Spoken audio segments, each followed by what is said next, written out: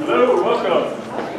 I'd like to thank everybody for coming out for another installment of the UniWyo Brown Bag Lunch and Learn event. We've got Ann Alexander here. This is the third time that Ann has been kind enough to join us to put on this presentation. We get a good response every year. Considering the weather, we gave it just a couple extra minutes for people to fill in, but I appreciate you guys braving the storm to come out. So we'd like to go ahead and welcome Ann to give us a little bit of information on the upcoming economy. Thanks, Ann.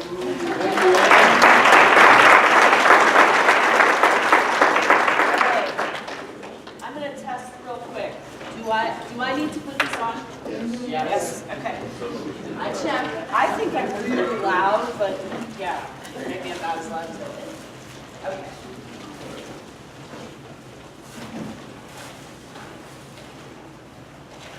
Just a second.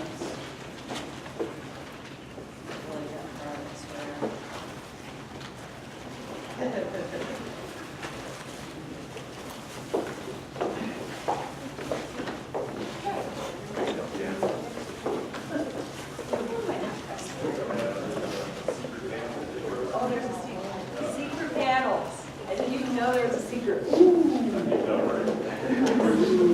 And say, thank you. Well, thank you. As Patrick said, thank you for braving the storm. I know I was walking over here like this, you know, sort of making sure I should have worn my ice skates maybe today, and been a little bit easier. But and I'm always so amazed that UniWyo asked me to come back again, because although the bad news is not generated by me, you guys know that I usually have to put a picture of puppies at the end of these presentations because they're not always happy. We have a little bit happier, I'd say, macroeconomic picture this year going forward, at least I think so. But remember, the other warning I always like to give people is that economists, when we're predicting things going into the future, we're just about as accurate, maybe not quite as accurate as meteorologists are. So, because we're talking about models and, you know, they look very fancy and there's computers and there's matrix algebra and all sorts of stuff. But, you know, I mean, we're actually talking about a system made of people, not bacteria, not, you know, things that are completely predictable. We're humans, and so trying to predict what a whole bunch of humans, billions of humans are going to do, it's a little bit difficult. So take everything I say with a giant grain of salt, and every piece of good news that I have in here, I have an asterisk beside it because that's required as an economist. Anything that looks happy, I'm supposed to say, but don't be so sure, right? So be careful with that too. And, you know, we have a lot of headwinds coming at us, at least it sounds that way, both economically and psychologically right now in the headlines. There have been a lot of headlines recently about China and Germany and Europe in general slowing down, the Greek elections, Ukraine and Russia. I'm not going to touch that other than it can cause some instability. There are a lot of things out there, measles and Ebola and weird, crazy terrorist people who can introduce a lot of uncertainty into the economy, into the way people react to stuff. So, so the news in the United States is really actually pretty good. And the news in the rest of the world, economically, not just ISIS and all those other things, but the news in the rest of the world economically is kind of, yeah. And so right now what we're going to see, or what we have been seeing, what I think we're probably going to continue to be seeing, is a lot of continued what they call flight to safety. The United States, even when we cause recessions, like the Great Recession that we just went through, we caused that with a financial crisis here in the housing market. And even when we do that, everybody starts flooding their investments into the United States. Anytime there's any kind of uncertainty, the US dollar and US treasuries and US investments in general always look really, really good to people. So the dollar's going to remain strong, and we're going to be able to continue borrowing a lot of money simply because, or getting investors from abroad, simply because the world is feels like a very unstable place right now. So I apologize up front. I'm so sorry. just as a reminder, the U.S. economy is getting better.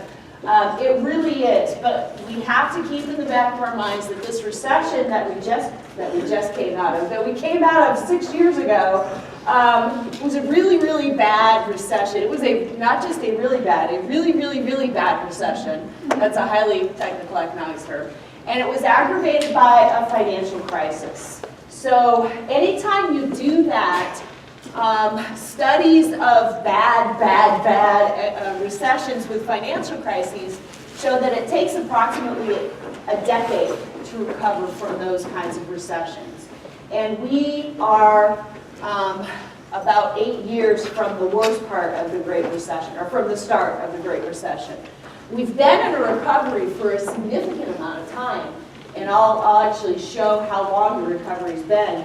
But it's just kind of in the past year that people have started to feel that the economy is actually getting better in the United States. And just when that happens, the Greeks elect a left-wing government that wants to, I don't know, secede from the EU or something. And Russia and Ukraine, and all sorts of other things start happening. So there's a lot of strength that's showing in the U.S. economy, but that's after a big, long recovery that is typical for the kinds of recessions that we just went through.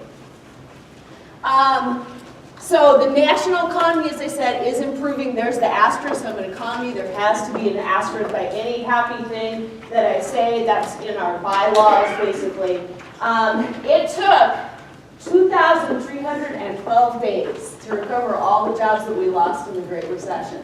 That's what this graph shows. This shows the job losses as a percent of the total employment picture before the recession. And all of these spaghetti-looking things over here are every recession except for the one we just got out of and the 2000-2001 recession. And usually it takes you about 2 years to recover all the jobs that you lose in a recession. It took a little bit longer in the 2001 recession. It took almost 4 years.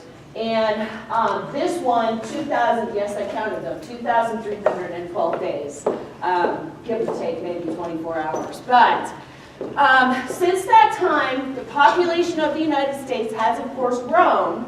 The labor force dropouts and long-term unemployed has continued to be an issue, and I'll highlight that in just a second. But those two things have moderated. Last year, if you were here when I was talking with you, this was an issue, the long-term unemployed. It's still a fairly large issue, but it's moderated a little bit. It's not as bad. The jobs that have been restored have not been the quality of jobs before. And in fact, what we're seeing is not just a recession and a recovery back to the quote, old economy of before, but there have been some significant structural changes. That is a highly technical economics term. And what it means is that what we used to earn money doing is not the same as what the trends are showing we'll be doing in the future, right? So we've lost over the past 20, 30 years a lot of manufacturing. The kinds of manufacturing that we do now is completely different and is highly capital intensive. In other words, robots do it and not so much people. People program the robots to do it. So there have been some structural shifts in what we do as an economy, as a society, for a living. And so that's been happening at the same time. This jobs recovery has been coming back. So a lot of the jobs that have been recovered have not been in the identical sectors that we lost them in. We lost a lot of construction and housing, obviously. We haven't recovered all those jobs. We lost a lot in manufacturing. We haven't recovered all those jobs. What we have seen the recovery in is things like the retail sector and services sectors. Some of those are high-paying jobs. Many of them are not. So the quality of the jobs and therefore the average earnings have been falling significantly as well. There's the unemployment rate updated to the most recent numbers, December 2014. That the unemployment rate in December was the lowest that we have seen since June 2008. So we're not quite back to the unemployment rate we were at going into the recession, even though we recovered all the jobs. But the unemployment rate has recovered pretty significantly. The period of time between the point when it went up to like 10% and to this, here it is. That was a very long time. It took us from about 2010 all the way over here to almost 2015 for it to look almost like it did before. It still hasn't recovered to its pre-recession rates, obviously, but we wouldn't expect that that was going to happen because this was such a severe recession. The number of people who are long-term unemployed still accounts for almost a third of the unemployed, though. So that's one of the reasons this thing is so stubborn. It's finally falling to a less alarm-inducing level, but it is still pretty high. We still, 5.6 is okay. It's much better than it used to be. But if you would have asked me if 5.6 was okay back here, I would have gone, no, that's terrible. We're in a recession. No, we're in a recovery. But here, you can see it's just taking a long time because a third of our unemployed folks are long-term unemployed. And that has led to part of the reason that we see such a reduction in the labor force in the United States. The participation rate in the United States in the labor force has gone from over 66% all the way down to about 62, 63, pretty consistently around in here for the past year. It is not budging. Part of that is because the longer you're unemployed, the less likely you are to get a job, which is so, that's frustrating, right? When we look at unemployment statistics, the one thing to remember, there are two surveys that go out to get these numbers. One is the number, or the jobs survey. That is the survey that goes to employers.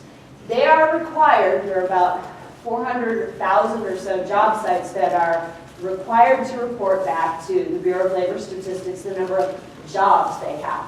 So when they come out with employment numbers come from that. It's a required survey. When we look at unemployment numbers, those come from what's called the current population survey. That's a census survey where the census people will go out and do a random sample of people over the course of a year and ask them a whole bunch of different questions. By the way, when you are approached by the census to participate in the current population survey, you don't have to participate in it. But only about 3% of people who are asked don't, all right? So you have a really high participation rate. But then they ask you a whole bunch of questions. How many people are in your household? How much do you make? Do you own or rent? What's your ethnicity? And one of the things they ask is, do you have a job? And if you don't, have you looked for one in the past month? And unlike an employer who, when you're the firm, a firm is like an entity, right? So the government sends you a survey, says you have to fill this in, you fill it in, you send it back. If a guy's sitting across from you in your living room, and you've been looking for a job for 99 weeks and you haven't been able to find one, you might be a little embarrassed, right? And you might say, no, not looking, haven't been looking. You might then talk yourself out of what's called the labor force, just by saying that. Because you're ashamed, or because you feel beaten down, or because what is wrong with me? People don't want to say, I am still unemployed. So the labor force participation rate has fallen because people find it harder to get jobs once they're employed for a longer period of time, but also the labor force participation rate may be actually even lower than this because people actually put themselves out of what we call the labor force simply by saying, no, I didn't even look, because they're ashamed. So that's another thing to keep in mind. This statistic is subject to a lot of psychology. The employer numbers are very solid. The unemployment rate is the best we can possibly do. Now, the Census Bureau does estimate, they try to estimate the number of people who feel that way, but it's hard to get into people's heads, right? So keep in mind the labor force participation rate has been falling because of long-term unemployment. It might be even lower because of long-term unemployment than we're actually seeing here. Might be. Okay, it might be. That's just keeping it back in your head. The other thing to keep in mind is that we are in the midst of a generational change. Oh, okay. There's an even more depressing snapshot of it. This just focuses in on here's the high, here's the standard, and here's the low over here. 66% participation of people in the labor force, people with jobs in the labor force down to here. But one of the things okay, another depressing way of looking at it. This is as a, same kind of number, but as a percentage of the total US population. Not everybody is in the labor force, by the way. If you're in the military, if you're retired, if you are incarcerated, if you are on disability, if you are a full-time student without a job, if you are, I'm forgetting some other crazy things in there. Oh, if you're a volunteer worker, if you're a stay-at-home parent, those things, you are not counted part of the labor force. Also, if you're self-employed, you are considered a firm. You are not considered a worker. A worker means you work for somebody else, right? So all those people are not in the labor force. So keep that in mind. But this is just another snapshot of that depressing statistic. But we have seen that the severe rates of extremely long-term unemployment because of the Great Recession. So labor force participation rates have been falling. They may be even lower than we think they are because, again, the psychology of the current population survey. But also, we're in the middle of a generational change still. We are seeing an increasing rate of retirement. And this is going to start probably accelerating now. Any of you who are in the baby boom generation may have thought about or were considering and planning for retiring right before that sucker hit, right? And then you went, oh, where did my retirement account go? It's gone. The stock market wiped it out, right? So you had to continue working. Now that that's recovered, you may be actually considering going into the retirement now. So we were starting to see an increasing rate of retirements. That may start to accelerate as people's retirement portfolios continue to come back from that near-death experience. And this is just an interesting little chart here that shows, here's the employment to population ratio. Over here will be the high end of it before the recession, and then it shows the low point, and then where it's at. These little dots here are where it's at right now. The US participation rate was 62.7%. It reached a low of 58.2. So that's the employment to population, not labor force. And then down here, this is just to highlight the difference. The recession in Wyoming was not nearly as severe. We had one, but it was not nearly as severe, as you know. And so the participation rate did drop significantly, but it's recovered pretty quickly, and it was always higher than the US average anyway. So our current employment to population ratio is 66.2%, so much higher than the US average. One of those headwinds that sent us diving headlong into the bad part of the recession has started to recover. The serious delinquency rate on mortgages for Fannie Mae and Freddie Mac, which means more than 90 days or in foreclosure, more than 90 days delinquent or they're in foreclosure, went into a really huge, massive run up during the, here's the recession, here's the start of the recession right here. Went way up, spiked way up there, and it started to drift downwards, and so the last numbers were for December. And you can see the serious delinquency rate is back down to 2%. It went up to nearly 6% for Fannie Mae mortgages and over 4% for Freddie Mac. So this shows that some of the housing, that there was a housing bust, there was a giant hangover as people were trying to move, couldn't sell their houses, were underwater, all of those different things. That is starting to kind of, finally 8 years later, start to clear up, which is good. And the states are also, so this isn't just a national thing. There for a while, if you look at Wyoming, for about 3 or 4 years, there was Wyoming, there was North Dakota, there was Texas, maybe a couple of others, and everybody else was like, this is terrible, let's move to Wyoming and get a job. Now everybody's kind of moderated a lot. So this up here, the states with unemployment rates at 7% or above, that went from almost all of us, 45 of us, down to, I think there's only 2 now, so over here. And those who had much lower employment rates So we're seeing much lower unemployment rates. Here's another picture of that. Here's Wyoming's unemployment picture. You guys might not be able to see this, but during the worst of the recession, that's what the blue bar reaching up there goes. So during the worst of the recession for Wyoming, we were at about 7.7, 7.8% at the worst. That lasted for a couple of months. But it's dropped back down, and here we are now at 4.2%. The unemployment rate in Wyoming has bounced between 4 and 5% for about 2 years now. So the one of the interesting things about Wyoming's economy, lots of interesting things about it, but we have an incredibly mobile workforce. So when we have lots of jobs, people come here. When we don't, people leave. So our unemployment rate tends to stay a lot lower than others anyway. Okay? Just because people, they're out of here as soon as the jobs are done. So the states are moderating as well. So it's not just pockets here or there. It's nationally that almost all of us are doing fairly well. Some of the things to keep in mind going forward into the year, and this is so some of these are long-term, some of these are short-term, but this is one I highlighted last year, and it's still something we need to keep in mind because it's a long-term structural thing we really need to worry about.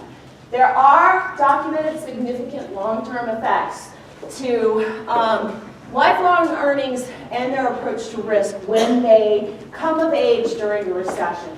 So, and the worse that recession was, the more cautious they're going to be. I graduated in the middle of a recession, but nothing like this one, okay? My parents were kids during the Great Depression. We have millennials who came of age during this, and early studies are indicating they act a lot alike, the kids of the Depression and the kids of the Great Recession. They're very, very cautious in their investments. They are not nearly as likely to open their own business. And in addition to that, simply because of no matter what their personality characteristics may turn out to be, graduating during a recession automatically probably means that you're going to get dinged on your lifetime earnings. Because your initial job, if you get a job, will come in at a lower pay rate than somebody with similar skills who graduated during an expansion.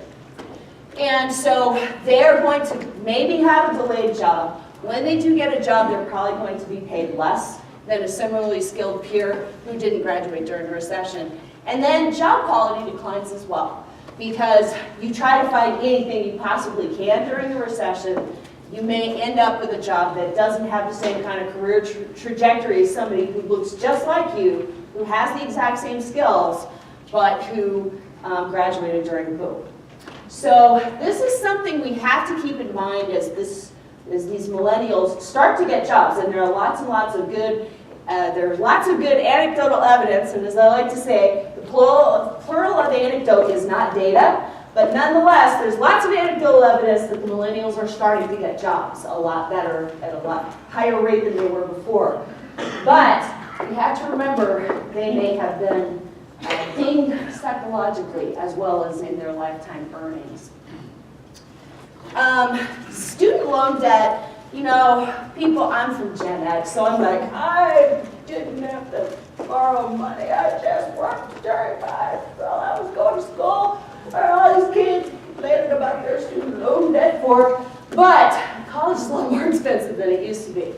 I do like to highlight here that the University of Wyoming, the average student debt after 4 years for all of your bills coming out of this place tends to be lower than $5,000. So that's good. There are lots of places where that is not the case. And so student loan debt has, if you look at the numbers, just in the Federal Reserve puts out this graph every month that shows the composition of people's debt. So credit cards and mortgages and car loans and all that kind of stuff. And back even in the early 2000s, student loan debt, like the bar chart will be this tall for all debt, and about that much of it will be student loan debt in the early 2000s. Right there. And then as you get closer to now, it starts like here's the bottom, and it starts going like that. Student loan debt. It's a bigger piece of what people are doing now. So when you come out with this this already saddled with a significant amount of debt. The other debt that you're going to take on may be delayed. It may be delayed simply because your credit capacity isn't very high and your credit score isn't very good therefore, or it could just be that you become more cautious about taking on more debt. So car buying, family starting, house buying, all that kind of stuff may be delayed for this generation. And then on the other end, when we look at people of retirement age right now, we've still got this, and this is something I highlighted last year, but I want to make sure people save, please. Please save, because the average baby boomer, average, doesn't mean everybody, but the average baby boomer has saved $120,000 for retirement. And the average baby boomer is 68 when they retire.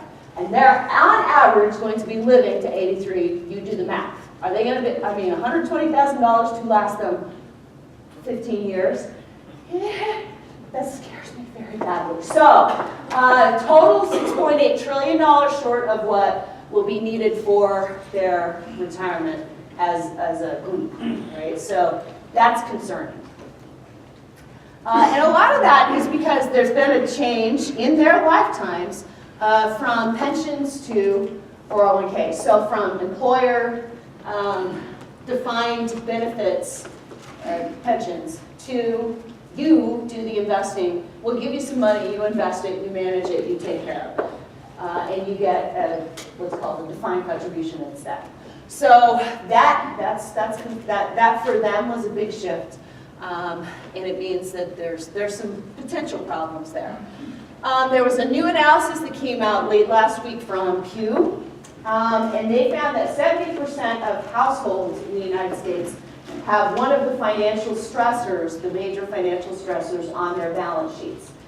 Debt is the smallest one now because during that recession, we all got paranoid whether we had jobs or not and paid off our debt like crazy. It was like, hey, dude, get rid of it, right? We do not want that debt. So it's a smaller piece of financial stress now, but it's still there. The other two, low incomes and low income growth, highly variable income, as well as insufficient savings, these are much bigger and afflict, if you will, a larger part of the population.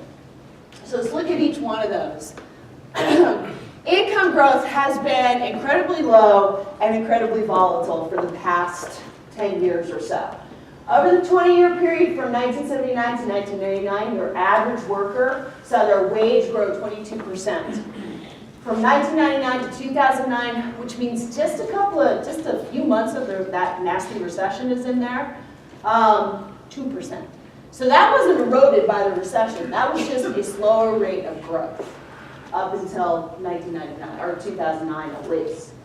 And from 1999 to 2009, in any given 2-year period, nearly 50% of households experienced volatility in their income. Either a 25% increase or 25% decrease. That's a lot of volatility. So there's not a lot of certainty. There's a very low growth rate and a lot of bouncing around. And that is incredibly stressful financially and psychologically to people. If you look at savings, we have limited savings at pretty much every income level. Oh, you can't see that very well. This is a graph from that report, and these are all from government data, tax data, and other kinds of government data. But 55% of U.S. households can replace less than 1 month of income through liquid savings. Liquid savings is your checking account, maybe your savings account, right? So if you were to lose your job, on average, 55% of us would be able to replace less than a month's worth of income with what we have saved up. So paying a mortgage, paying the bills, paying all the things that you owe over the course of a month, we wouldn't be able to do it through how much we saved, on average, the majority of us. And this breaks it down by income level. The bottom quintile, so the bottom 20% income level, only have enough to replace 9 days worth of income. Enough savings to replace 9 days worth of income. For those people in the top, it's not actually a whole lot better. It's 59 days. So less than 3 months. Okay, So none of us is doing a very good job savings is what that comes down to. 30 days, 21 days, and 15 days are the other ones in between. So anywhere between a little more than a week to up to 3 months. And I don't know when the last time was you went in and talked to your UniWyo personal banker. This isn't a plug for them, but basically I don't know when the last time was you sat down and did your budget. But as a general rule, it's a good idea to have 3 months or so of savings stored up. Now you have to remember, probably if you lost your income, you would want to get rid of your house. You might get a cheaper car and all those things. So, you know, this is a little bit hinky because you wouldn't necessarily spend as much after you lost your job as you would before. But it's still a fairly sobering, that's a fairly sobering number, I'd say. All of those are fairly sobering numbers. Here's another way to look at it.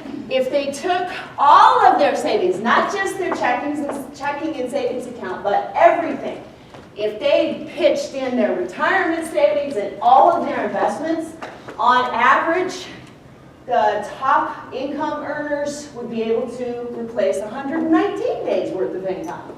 Good for them.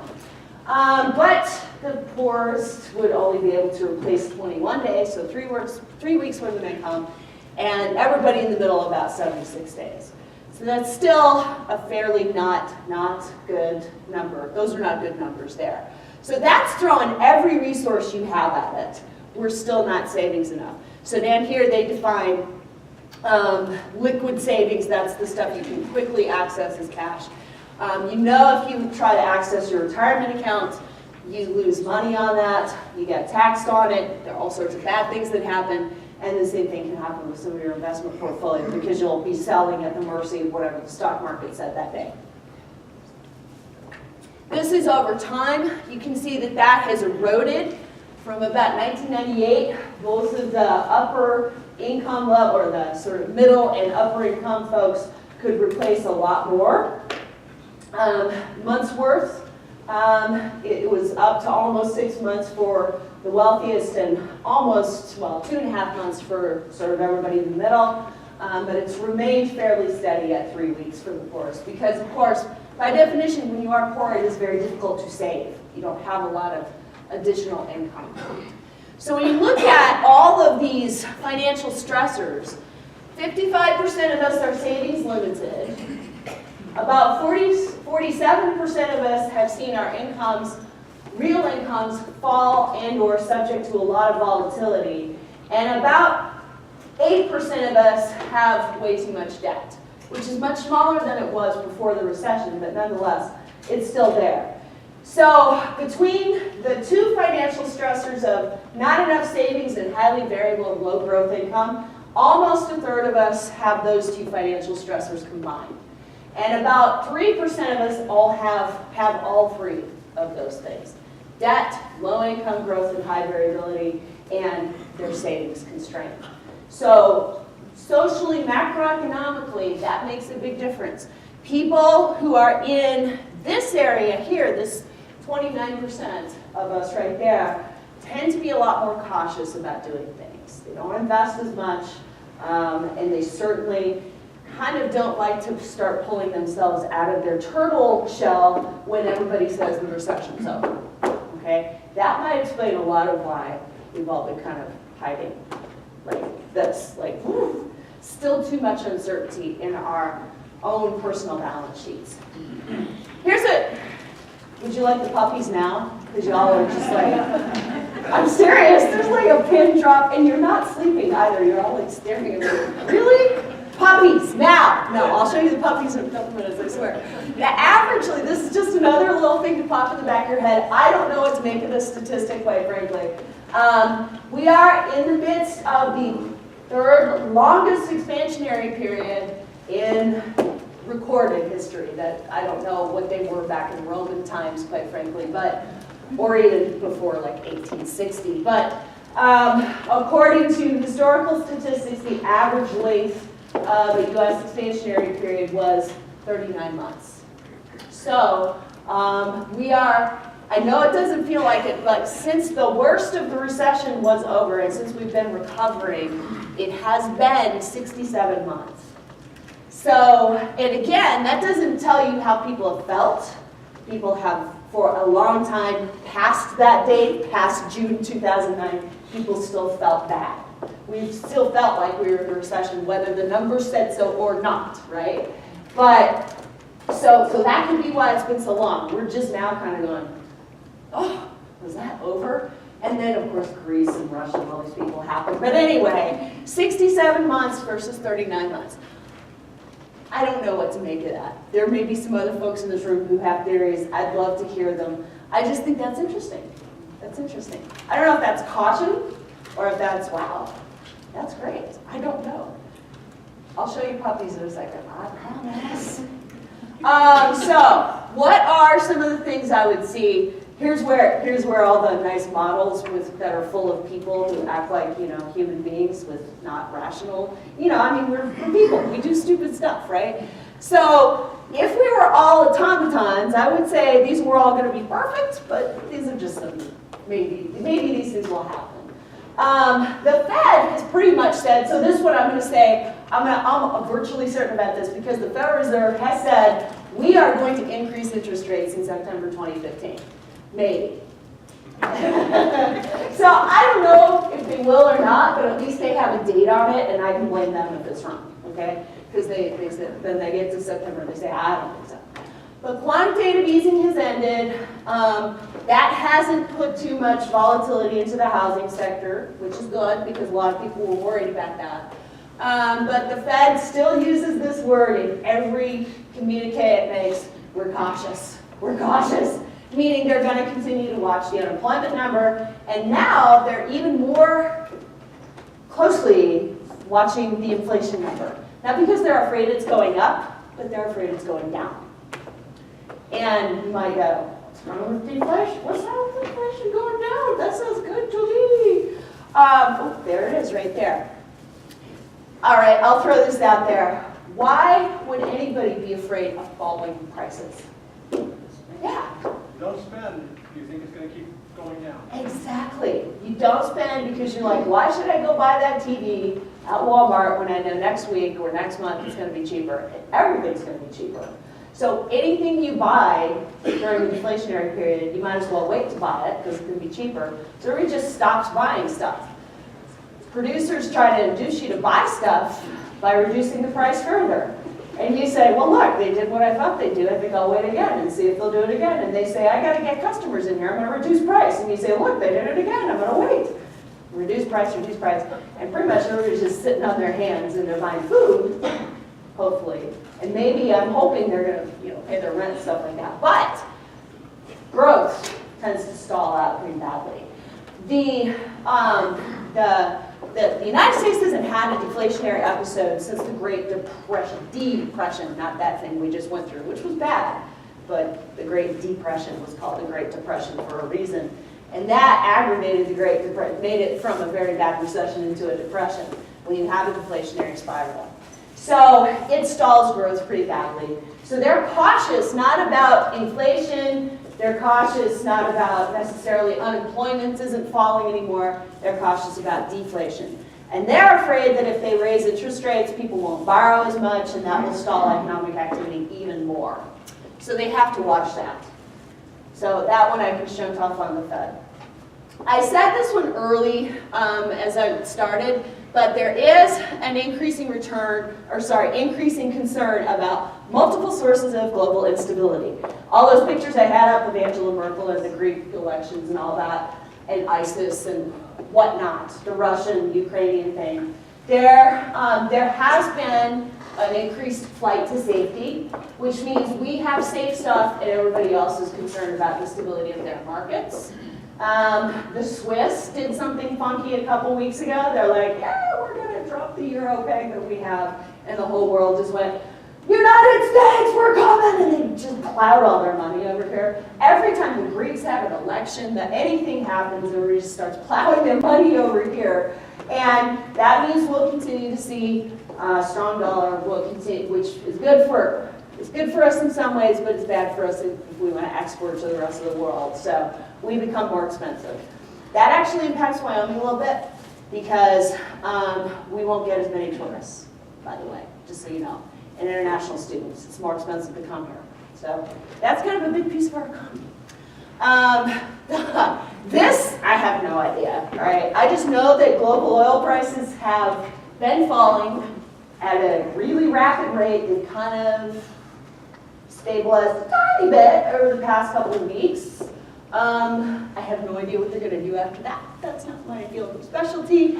Some people say, oh, they're about to go back up. Some people say, oh, they're going to continue to fall. I have no idea. But I do know that that's going to, it's basically like a benefit. It's like basically getting a raise, all right? So everybody's got a little bit more money in their pocket that will have positive effects on national economic growth.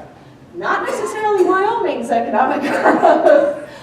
In fact, that could have some knock-on effects here for our funding at the university and anything else. Might have some impact on our employment statistics eventually too.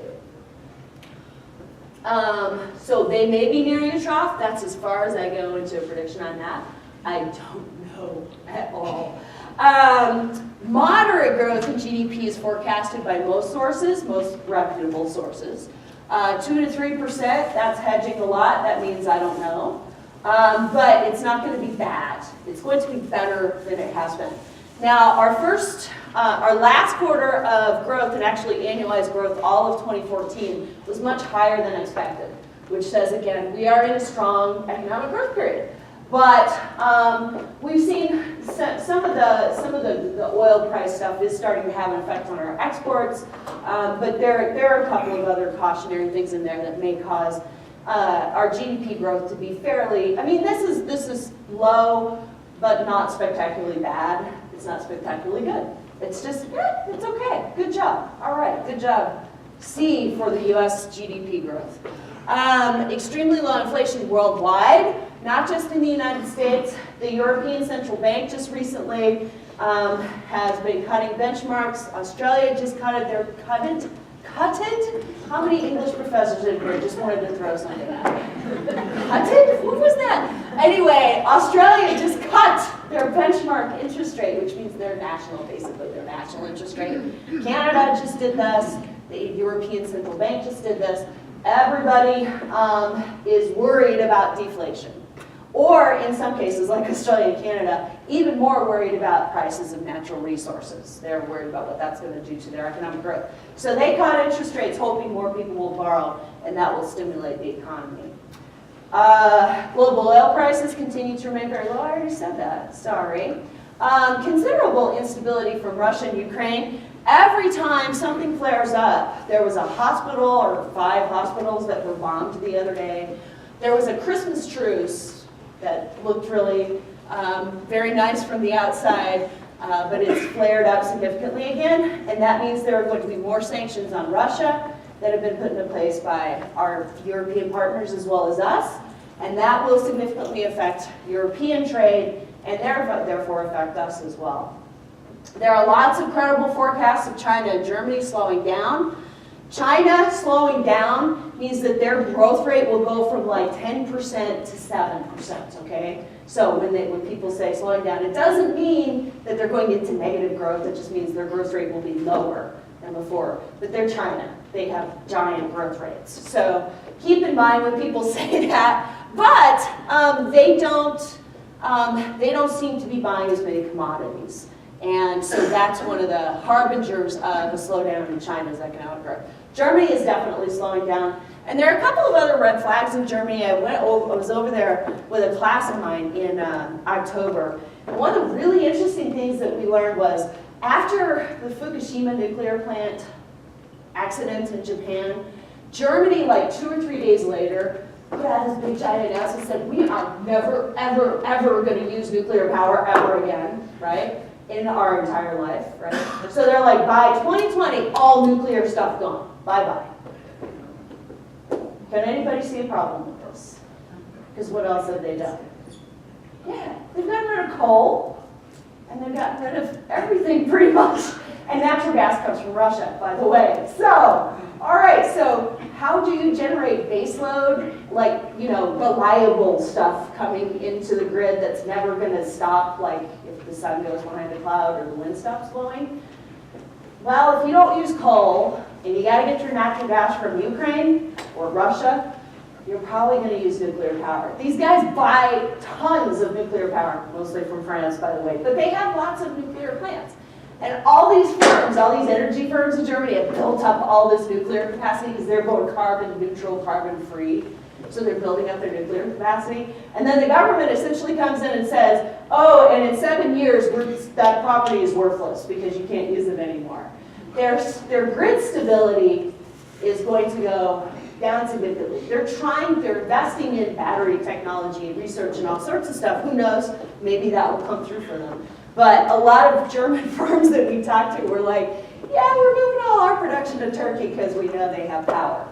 I'm like, oh, that's interesting. Great, Germany's going to be unstable for a while. Anyway, no, I don't think it's going to be that bad. But that's a little bit concerning that all the German firms are like, yeah, we're out of here. Bye. Okay, great. The economic engine of Europe is leaving and going to Turkey. All right. I've already said all that stuff, so I'm going to go right past it and get to the very best part of the presentation. This is the dog of my colleague Sarah Robinson, and her name is Lily. And every once in a while, when things get stressful around the office, Lily comes in and sits on people's laps and does that. Like, hi, it's gonna be okay. So thanks to UniWyo as well for having me again. And I'm happy if there's any time to take questions, and it was maybe a couple minutes. But if there are any questions about oil prices, I saw Chuck Mason walk in, so ask him. Okay, because I don't know at all. Yes, sir.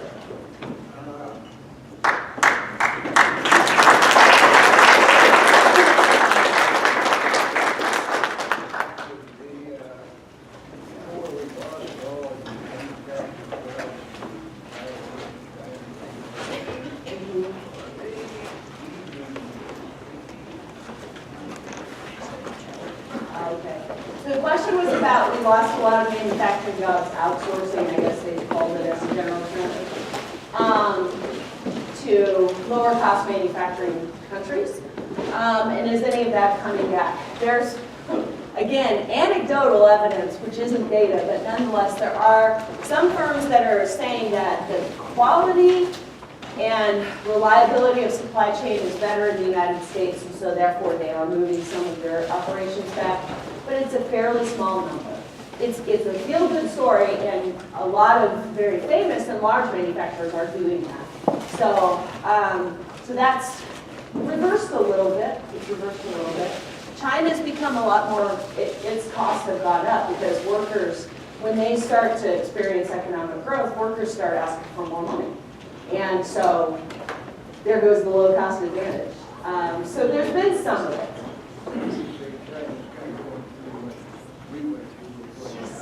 That's right. China now looks like us about, yeah, somewhere between 1890 and 1925. Yeah. With all the pollution that we had, just like they do. Yes? I know you're not talking any different predictions in forecasting this is coming on to the election. Oh, with the change in the Congress? Yeah, right. You know, and I remember I was looking through my slides from last year. Last year I said the largest threat to the U.S. economy was the Congress. They still can be, don't worry, they have large weapons that can make us, but you know, we've gone through so much with them where they're like, we're gonna shut things down and there's fiscal cliffs, and we've gone into fiscal cliff fatigue. And we just kind of ignore them now, which is kind of nice. We should just continue to do that. Seriously. Who? I don't remember who you're talking about. Those people in DC. No. Some of it has to do with that. Some of it has to do with the fact that they've realized that those weapons of, you know, sort of brinkmanship don't work that well and end up costing them a lot of business friends, no matter what their party is. So I don't think they're as much of a political risk as I thought they were last year, because I think they've actually made, I don't want to say they've learned a lesson, that's ridiculous, of course they haven't, but I think we're moderated in our response to them now. That's what I think. Because you cry wolf one too many times, right?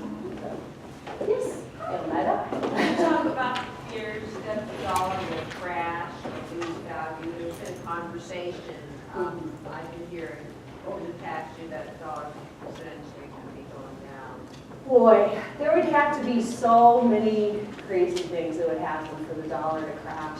The dollar will remain strong as long as everybody else remains in this kind of weird malaise where you've got China's slowing, Europe is slowing, there are significant instabilities radiating out of the Eurasia, meaning Russia, the Ukraine-Russia situation. That really does have a big impact because that was a huge growth market for them. Low oil prices in Russia will continue to make them very unstable.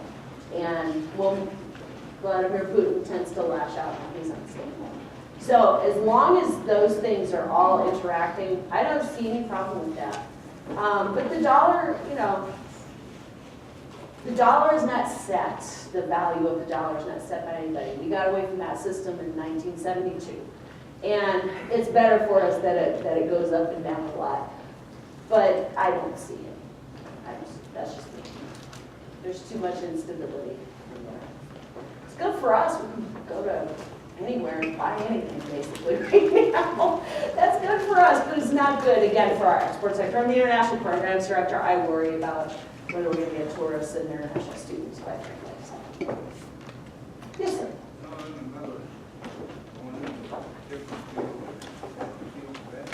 Oh, okay. I'm not having a battle. Okay, good. That'll work. But, don't know what I'll make it on the top.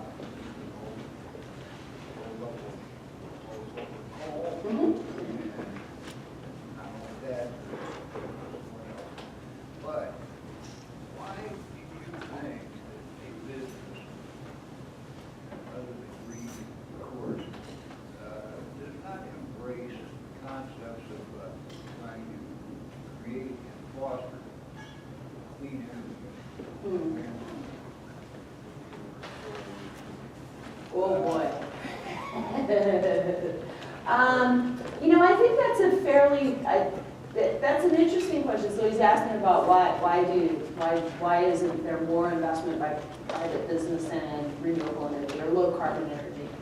Part of that has had to do with the fact that coal, natural gas, oil have all been relatively cheap for a long time. And particularly when we're talking about electricity, electricity is mostly generated by coal, some now by natural gas, but that's still a carbon-based thing, and some other things too.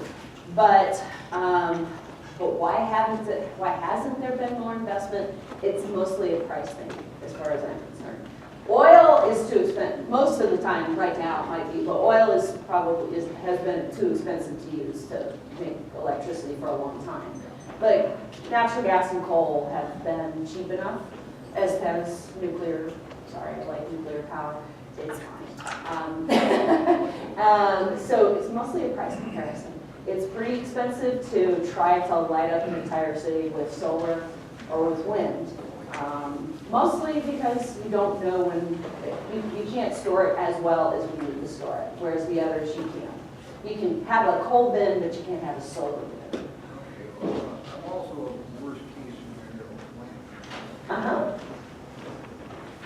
Take, for example, what is going to happen if, we know this country is loaded with kind of natural resources. What happens when we run out? What happens when we run out? Oh my God. We will not be having brown bag lunches.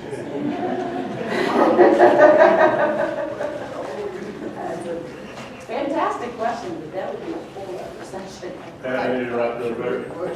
We're getting to the end of our time here, so I'd like to thank you all for coming out. If you don't mind filling out the surveys that you have in front of you there, we really appreciate feedback on this one as well as future events. And we'll stick around for a little bit, so if you have some questions, feel free to stay. But for those of you that are on time crunch, now's the time. So thanks again, Ann, and appreciate Thanks you for coming coming out out. in the And thanks blizzard. for everyone else that came out.